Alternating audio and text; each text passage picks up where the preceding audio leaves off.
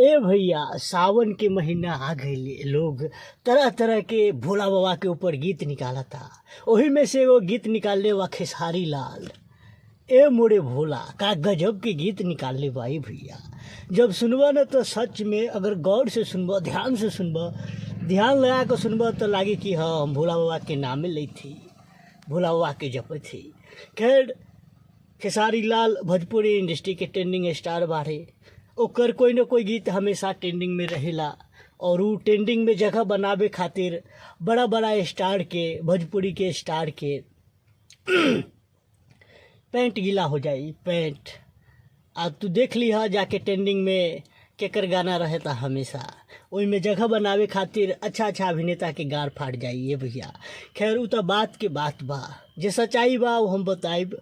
हम कोई अभिनेता के न ऊपर दिखावेली आ न नीचा दिखावेली। वैसे तो हमको भोजपुरी भी कम आवता, काहे कि हम मुजफ्फरपुर के ठेठ भाषा बोले वाला है, लेकिन फिर भी भोजपुरी थोड़ा बहुत टूटल फूटल बोल लेते है ना। वैसे हिंदी में ज़्यादा हम लोगों को बैठता है बोलने में, लेकिन मज़ा आता है थोड़ा भोजपुरी में बोलने में। काहे कि भोजपुरी स्टार के जब रहना हो, चाहे भोजपुरी अभिनेत्री के रहना हो, तो थोड़ा भोजपुरी में रहना का। खैर, खेसारी लाल के गीत सुनने वाला कि ना, ए मोरे भोला।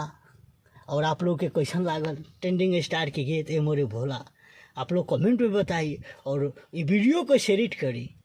वैसे तो हमेशा सोशल मीडिया पर बहुत लोग जिया तारे, कोई पवन सिंह के नाम लेके, कोई खेसारी लाल के नाम लेके बहुत लोग जियता खैर, उ सब बतावे के जुठू के एगो झगड़ा मोल लिहल बा, मतलब झगड़ा मोल लिहल का फायदा मोल। खैर, जैसा चाहिए बा वो बतावे के चाहिए हमेशा लोगन के।